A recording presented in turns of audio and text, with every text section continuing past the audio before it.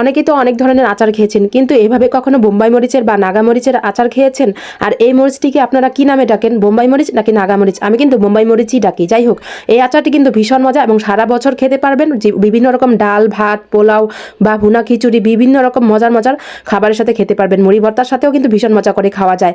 আর যাই হোক, আমি কিন্তু এদিকে সরিষা কিন্তু সাদা সরিষা নিয়েছি। এই সরিষাগুলো আমি ভিজিয়ে রেখেছিলাম আধা ঘন্টার মতো ভিজিয়ে, তারপর আমি বেটে নিচ্ছি। চাইলে আপনারা প্লান্ট করে নিতে পারেন। আর আজকে আমি যেভাবে এই মরিচের আচারটি বানাবো সেইভাবে বানালে ভীষণ মজা করে খাওয়া যায়। আমি কিন্তু এখানে অনেকগুলো মরিচ কিনে এনেছি। এই মরিচগুলো যেহেতু অনেক ঝাল, তাই অল্প বানালেই কিন্তু সারা বছর খেতে পারবেন। আর যারা ঝাল প্রেমী তারা কিন্তু এমনিতেই আচারগুলো মজা করে খেতে পারবেন। যাই হোক, এদিকে আমি মরিচগুলো ধুয়ে এখন রেখে দিব। আর আরেকটা কথা বলে রাখি, আমার এই চ্যানেলটি ভালো লাগলে, আমার এই স্বপ্নের পথে চ্যানেলটি ভালো লাগলে অবশ্যই সবাই একটি সাবস্ক্রাইব করে দিবেন আজকের ভিডিওটি ভালো লাগলে।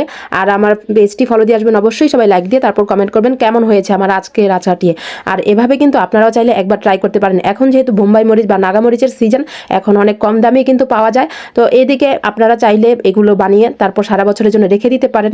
আর আমি এই তো এখন কড়াইটা বসিয়ে দিয়েছি। এখন আমি বেশি করে সরিষার তেল দিয়ে দিয়েছি, পরে আমি আরও সরিষার তেল দিয়েছি। এটা কিন্তু তেল বেশি দিলে অনেক ভালো লাগে। তারপর আমি আস্ত কয়েক টুকরো রসুন দিয়েছি, এখানে 2 টুকরো এলাচ, 2 টুকরো দারচিনি দিয়ে দিয়েছি। তারপর আরেকটু গরম করে আরেকটু তেল দিয়ে দিয়েছি। আর তেলে কিন্তু অনেক ফেনা উঠে গিয়েছে, যেহেতু সরিষার তেল গরম করলেই ফেনা উঠবে, স্বাভাবিক, কিছুই দেখা যাচ্ছে না। যাই হোক, এদিকে আমি পরিমাণ মতো এখন সরিষা বাটা দিয়ে দিয়েছি। সবগুলো দিইনি, আমি অর্ধেক দিয়েছি। সেখান থেকে সরিষা বাটা দিয়ে নেড়ে চেড়ে দিয়েছি। এখন আমি একটু মরিচের গুঁড়ো দিয়ে দিয়েছি, যেটা আমি তেলে রেখেছিলাম মরিচের গুঁড়ো, সেটা দিয়ে দিয়েছি। এটা দিলে অনেক ভালো একটা ফ্লেভার আসবে। আমরা সাধারণত আচারাতে কিন্তু শুকনা মরিচ তেলে গুঁড়ো করে দিই, এটা অনেক ভালো লাগে। যেহেতু বোম্বাই মরিচ অনেক ঝাল, তারপরেও দিয়েছি। এখানে আমি একটু হলুদ, একটু মরিচের গুঁড়ো দিয়েছি কালারটা সুন্দরের জন্য। না দিলেও চলবে, কিন্তু দিলে অনেক ভালো লাগবে। তারপর আমি বোম্বাই মরিচ গুঁড়ো দিয়ে এখন ভালো করে নেড়ে চেড়ে দিচ্ছি। মরিচের যেহেতু এটা আচার বানাতে কিন্তু একদম সময় কম লেগেছে, আমার খুব তাড়াতাড়ি হয়ে গিয়েছে। তারপর আমি এখানে তেঁতুল কিনে রেখেছিলাম, এই তেঁতুলটা দিয়ে দিয়েছি।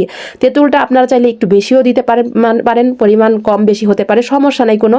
আচার অনেক ভালো লাগবে। আর আজকের এই লোভনীয় আচারটি ভালো লাগলে অবশ্যই আমার চ্যানেলটাতে একটি সাবস্ক্রাইব করে তারপর লাইক দিয়ে কমেন্ট করবেন। তারপর আমি এখানে পরিমাণ মতো চিনি দিয়েছি। চিনিটা চাইলে কম বেশি করতে পারেন। যারা টক খান তারা একটু চিনিটা খুবই কম দিবেন। আর যারা টক মিষ্টি ঝাল একদম মিডিয়াম খান তারা একটু বেশি করেই দিবেন, যেহেতু তেঁতুল দিয়েছি অনেক টক। তারপর আমি একটু ভিনেগার দিয়ে দিয়েছি। ভিনেগারটা কিন্তু মাস্ট দিতেই হবে, তাহলে আচারটা সারা বছর সুন্দরভাবে ভালো থাকবে, কোনো ব্যাকটেরিয়া হবে না। এইদিকে আমি ভালো করে নেড়ে চেড়ে দিচ্ছি। আরেকটা জিনিস দেওয়া বাকি আছে, যেটা দিলে আচারের আসল ফ্লেভারটা চলে আসবে। আচারটা কিন্তু প্রায় হয়ে গিয়েছে, খুবই সুন্দর একটা কালার, এখনই কিন্তু খুবই সুন্দর একটা কালার হয়েছে। আর আমি কিন্তু বোম্বাই মরিচগুলো একটু থেতলে থেতলে দিব, কারণ থেতলে থেতলে দিলে এই বোম্বাই মরিচের যে গ্রানটা বা স্বাদটা আর ঝালটা একটু বেরিয়ে আসবে, নাহলে কিন্তু ভিতরেই সব রয়ে যাবে। তারপর আমি একটু থেতলে থেতলে দিয়েছি, এই যে দেখতে পেরেছেন কীভাবে। তারপর আমি একটু এই তো এখানে আমরা যে 5 ফোড়ন গুঁড়া করে রেখেছিলাম সেটা দিয়ে দিয়েছি। 5 ফোড়নটা তো মাস্ট দিতেই হবে, এটাই আচারের আসল স্বাদ। কেমন হয়েছে অবশ্যই কমেন্ট করে জানাবেন। তারপর আমি কড়াই থেকে তাড়াতাড়ি গরম গরম অবস্থায় ঢেলে দিয়েছি, তাহলে আচারটা আর তিতা তিতা ভাব লাগবে না। কেমন হয়েছে অবশ্যই কমেন্ট করে জানাবেন। সবাই ভালো থাকবেন, সুস্থ থাকবেন, স্বপ্নের পথে পাশে থাকবেন। আর চাইলে আপনারাও একবার এটা বানাতে পারেন। আল্লাহ হাফেজ।